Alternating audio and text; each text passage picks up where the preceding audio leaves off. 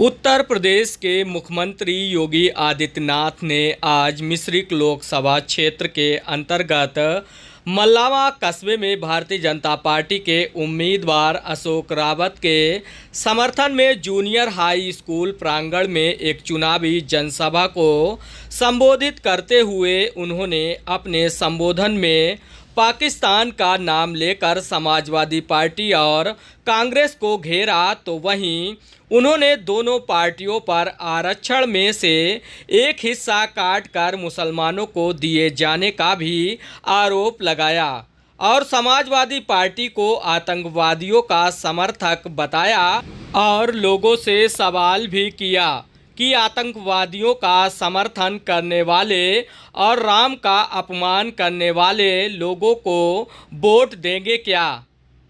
मैं पूछना चाहता हूं, एक तरफ विकास के इतने बड़े बड़े कार्य और दूसरी तरफ आपकी आस्था का सम्मान भी।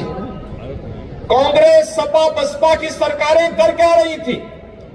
इनकी जब सरकारें थी, गरीब भूखों मरता था, ठंड से ठिठुरने के लिए मजबूर होता था, बीमारी में स्वास्थ्य सुविधाओं के अभाव में दम तोड़ता था और इनकी संवेदना तब गरीब के प्रति नहीं होती थी।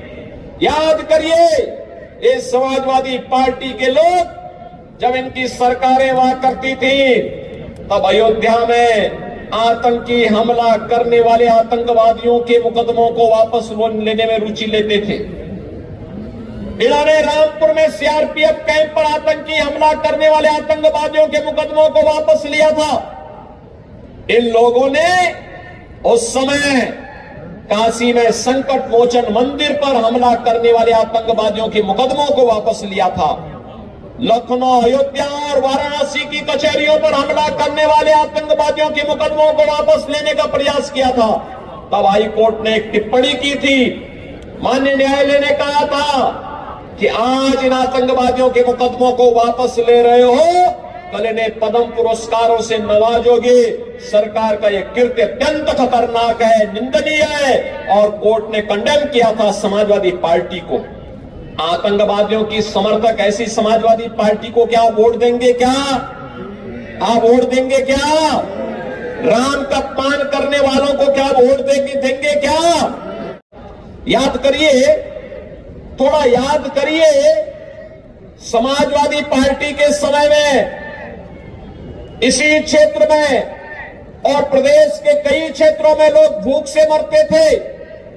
और तो और आज जो पाकिस्तान का राग अलाप रहे हैं उनको बोलना चाहिए कि 1947 में पाकिस्तान भारत को तोड़ करके बना था।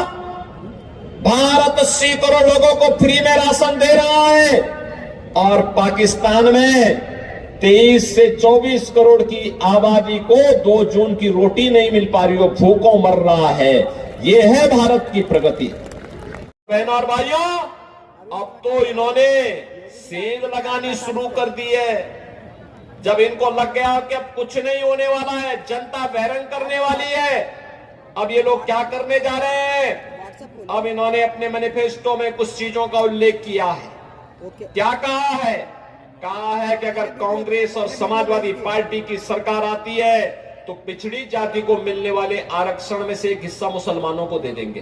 क्या हिंदुस्तान स्वीकार करेगा? क्या अनुसूचित जाति जनजाति को मिलने वाले आरक्षण में से एक हिस्सा काट करके मुसलमानों को दे देंगे? क्या हिंदुस्तान इसको स्वीकार करेगा? क्या?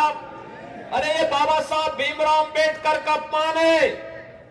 कांग्रेस ने बाबा साहब भीमराव अंबेडकर का हमेशा अपमान किया, समाजवादी पार्टी ने भी बाबा साहब भीमराव अंबेडकर का अपमान किया और आज ये आपके आरक्षण के अधिकार पर भी सेंध लगाने का कुत्सित प्रयास कर रहे हैं। कांग्रेस और समाजवादी पार्टी के इन मंसूबों को हमें पूरा नहीं होने देना है।